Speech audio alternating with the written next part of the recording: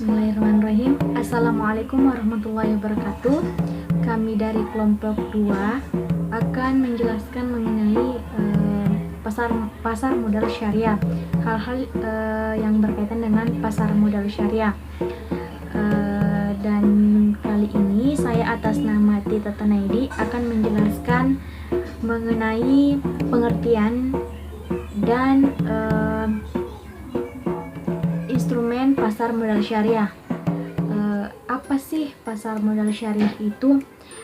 Pasar modal syariah itu menurut Undang-Undang Republik Indonesia Nomor 8 Tahun 1955 bahwa kegiatan yang bersangkutan dengan penawaran umum dan perdagangan efek perusahaan publik yang berkaitan dengan efek yang diterbitkannya serta lembaga dan profesi yang berkaitan dengan efek.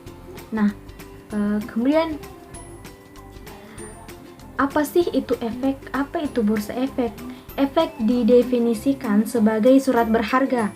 Surat berharga yaitu surat pengakuan utang, surat berharga komersial, saham obligasi, tanda bukti uang, unit penyertaan kontrak investasi kolektif, kontrak berjangka atas efek, dan setiap derivatif dari efek. Kemudian apa sih itu bursa efek? Bursa efek adalah pihak yang menyelenggarakan dan menyediakan sistem dan atau sarana untuk mempertemukan penawaran jual dan beli efek, jual dan beli efek pihak-pihak lain dengan tujuan memperdagangkan efek di antara mereka. Kemudian adapun instrumen pasar modal syariah ada beberapa. Yang pertama itu saham syariah. Apa sih itu saham syariah?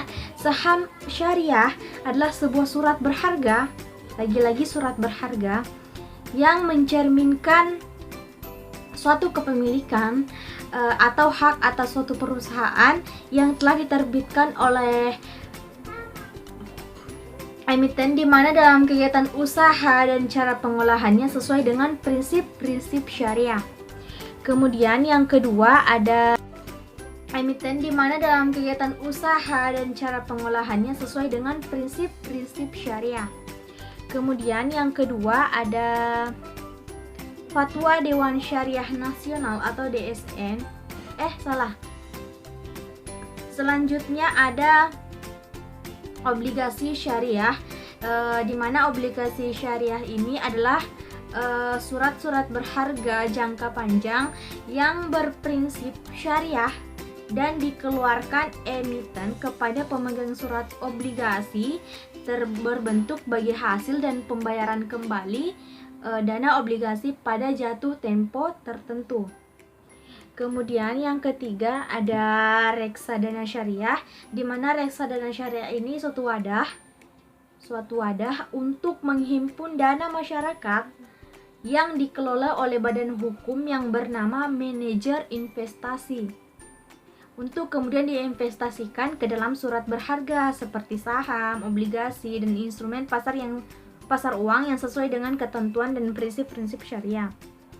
Kemudian yang keempat, yang selanjutnya ada EBA atau efek beragun aset syariah, di mana ini merupakan sebuah efek yang dikeluarkan melalui kontrak investasi kolektif EBA syariah, di mana Kemudian yang selanjutnya yaitu EBA atau efek beragun aset syariah, di mana ini merupakan sebuah efek yang dikeluarkan melalui kontrak investasi kolektif EBA syariah, di mana portofolionya mencakup aset keuangan berbentuk tagihan yang muncul dari surat berharga komersial, tagihan di kemudian hari, dan jual beli aset fisik atau nyata oleh lembaga keuangan. Kemudian yang selanjutnya yaitu surat berharga komersial, di mana ini merupakan sekuritas dalam pasar uang yang diterbitkan oleh bank berkapitalisasi besar serta perusahaan. Biasanya instrumen ini tidak digunakan sebagai investasi jangka panjang, melainkan hanya sebagai pembelian inventaris atau untuk pengelolaan modal kerja.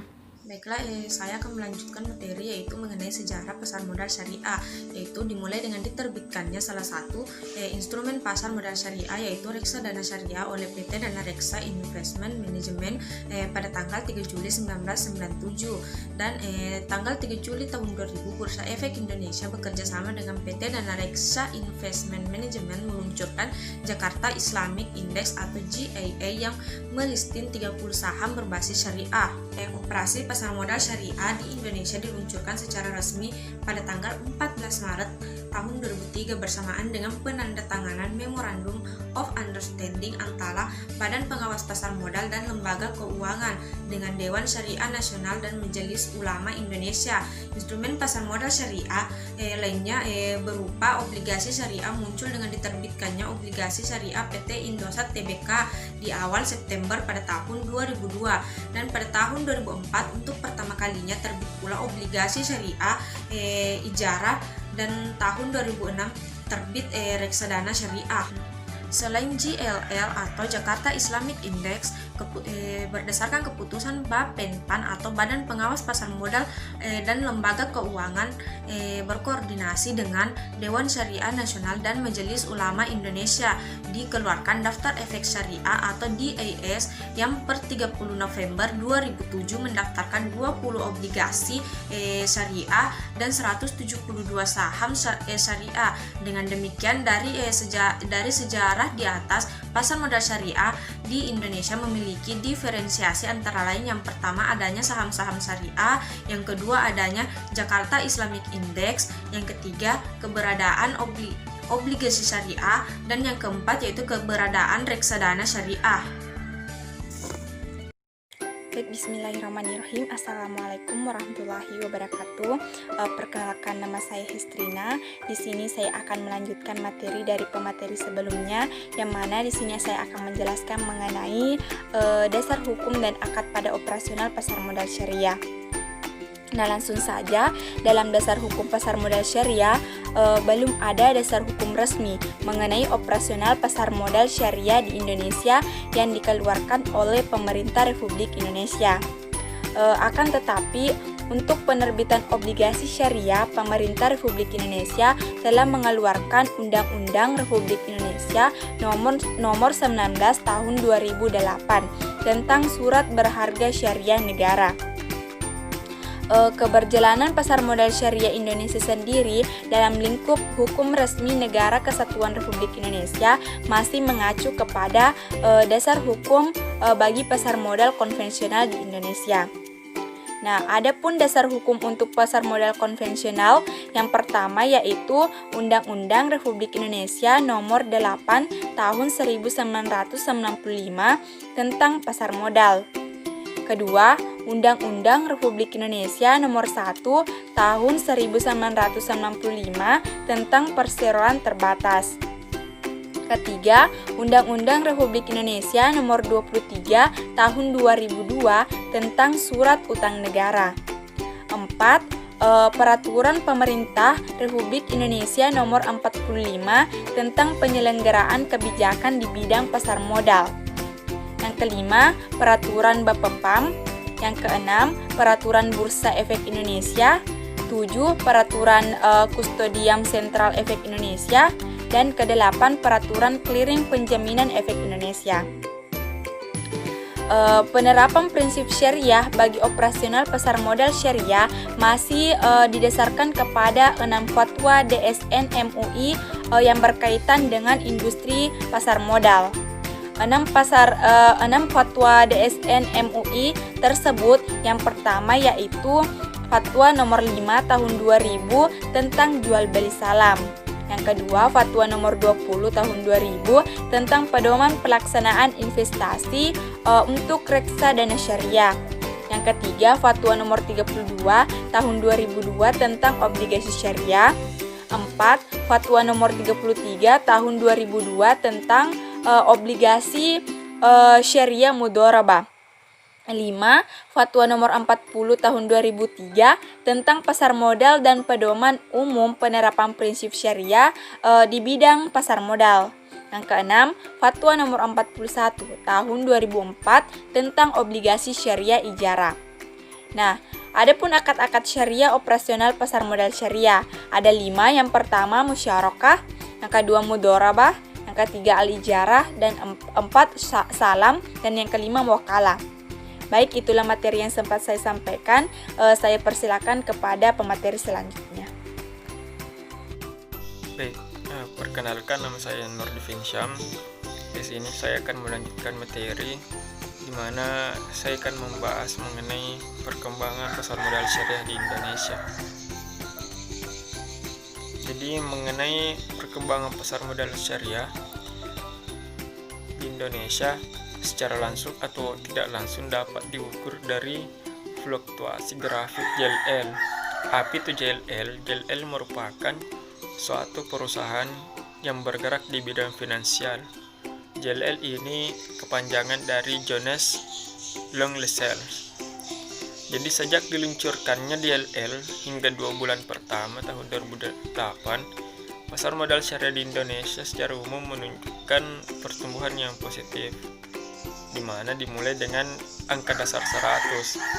Pada penutupannya di tahun 2005 telah mencapai angka 199,749. Lalu pada penutupan tahun 2006 telah mencapai angka 311,251. Hal ini meningkat 55,8% dari tahun sebelumnya.